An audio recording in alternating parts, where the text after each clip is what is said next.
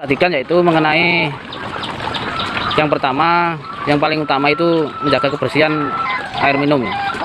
Karena air minum sendiri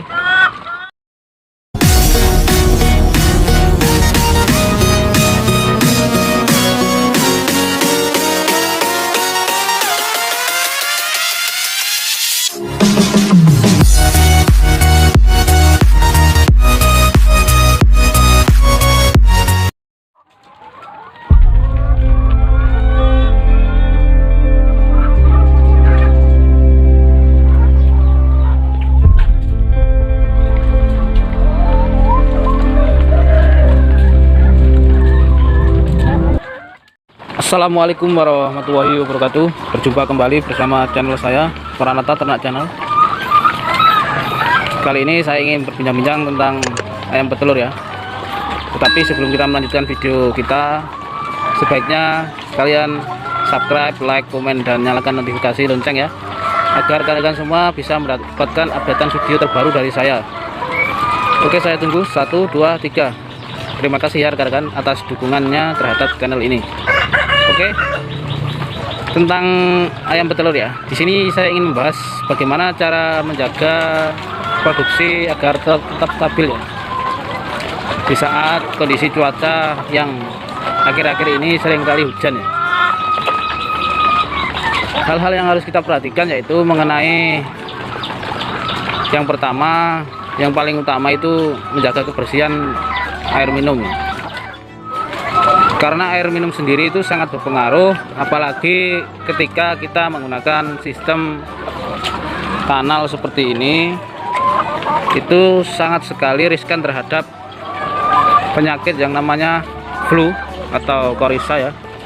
Dan itu disebabkan karena memang mereka meminum air dengan secara bersama ya, satu tempat diminum secara bersama, dan itu sangat mudah sekali untuk penularan penyakit. Oleh karena itu, cara menjaganya yaitu dengan cara minimal kita mengganti air minum itu 1 hari sekali ya. Kalau bisa 2 kali malah bagus, cuma di situ kita nanti boros untuk air ya. Karena yang namanya air pasti akan tersisa ketika kita menggunakan sistem kanal seperti ini, tidak akan habis sekali. Dan itu pasti akan membuat kita boros terhadap penggunaan air. Oleh karena itu, untuk lebih hemat kita cukup 1 kali, tetapi pastikan ketika kita membersihkan air itu dengan cara yang benar ya. Kita kuras air tersebut, terus kita lap pakai kain sampai kering, sampai bersih, kemudian baru kita kasih air yang baru ya. Dan seperti biasa, apa dan bagaimana obat yang saya campurkan ke dalam air minum bisa rekan-rekan simak di video sebelumnya. Di situ sudah saya jelaskan mengenai cairan yang saya pakai sehari-hari untuk menjaga agar kondisi ayam tidak gampang terkena penyakit. Terus lanjut tadi untuk mengenai kanal, yaitu ketika melakukan proses pembersihan, alangkah baiknya ketika menjelang sore, berarti ketika sore hari menjelang malam ya, itu sangat bagus sekali. Kenapa? Karena yang kita tahu, bakteri itu mudah berkembang di udara lembab dan di waktu malam ya. Di situ perkembangan bakteri sangat cepat sekali. Untuk itu kita pastikan agar kondisi air ketika menjelang malam itu kondisi baru ya rekan-rekan. Jadi tidak ada aktivitas terhadap air itu telah dipakai seharian, itu jangan. Usahakan kita ganti ketika mau menjelang sore, karena di situ adalah puncaknya ketika bakteri ingin berkembang. Jadi kita ganti sudah aman. Silahkan rekan-rekan coba di rumah. Jika punya ternak ayam petelur, pasti akan merasakan hasilnya ya, seperti yang saya lakukan. Terus untuk tadi kan kita berbicara mengenai air.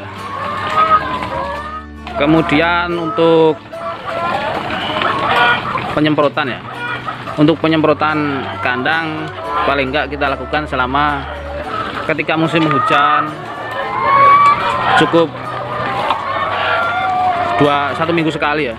Bukan sih, 1 minggu 2 kali untuk musim hujan, tetapi ketika kita telah menghadapi musim kemarau setidaknya kita 3 kali dalam 1 minggu ya, karena memang untuk cuaca kemarau pastinya akan lebih panas, dan ketika kondisi kandang itu pengap pasti ayam tersebut akan ngap-ngapan ya. Tetapi di sini saya punya kandang untuk kualitas ventilasinya sudah bagus, dan atapnya pun kita pakai galvalum sehingga untuk panasnya itu tidak jatuh rekan-rekan ya, karena terresap oleh galvalum tersebut, dan kondisi ayam tidak terlalu ekstrim ketika mengalami cuaca panas. Selanjutnya mengenai pakan ya. Nah, di sini kita bicara tentang pakan. Untuk pakan sendiri di sini saya sudah menerapkan menggunakan pakan jadi, meskipun harganya juga lumayan, tetapi kita konsisten akan tetap ada hasilnya ya. Jadi untuk pakan jadi yang saya gunakan di sini adalah New Hope untuk tipenya 632A, dan di situ jenisnya adalah pakan jadi, yang mana harganya sekarang ketika kita beli eceran per sak itu sekitar 300.000. Tetapi kalau kita langsung beli di tokonya langsung itu nggak sampai. Cuma kalau di tempat saya kan agak jauh, jadi saya ambil enaknya aja, beli di lebih dekat tempatnya. Jadi untuk harga sekitar 300.000 itu. Terus untuk pemberian pakannya sendiri tetap on time pada jam-jam dimana ayam itu posisi lapar ya, jangan sampai telat. Yang mana posisi lapar itu ya tetap jam 7 ketika pagi, jika sore ya jam 5 atau jam 4 atau jam 5 lah kalau bisa rekan-rekan ya. Tetapi kalau memang ada halangan tertentu kan nggak masalah, tapi kan seumpama halangan kan nggak mungkin setiap hari toh, jadi itu wajar-wajar saja kalau memang rekan-rekan itu mempunyai usaha itu dengan rekan-rekan rawat sendiri tanpa menyuruh orang, otomatis kan tetap membutuhkan rekan-rekan. Dan ketika kondisi tertentu rekan-rekan tidak bisa memberi makan dengan jadwal jam yang sudah standar, berarti kan nggak masalah, karena memang untuk perawatan dan pemberian pakan dan sebagainya itu murni tenaga rekan-rekan sendiri, tidak membutuhkan bantuan orang lain, otomatis pastinya menyesuaikan dengan kondisi waktu rekan-rekan ya.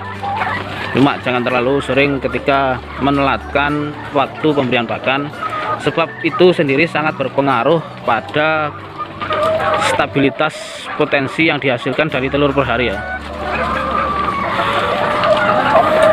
Memang ketika 1-2 hari tidak akan terlihat ketika kalian membuat sistem pemberian pakan yang sedikit menelatkan, memang tidak terlihat. Tetapi ketika menginjak 1 minggu pertama dan naik lagi ke 2 minggu pasti akan terlihat penurunan daripada produksi ayam, produksi telur dari kandang ayam telur rekan-rekan punya.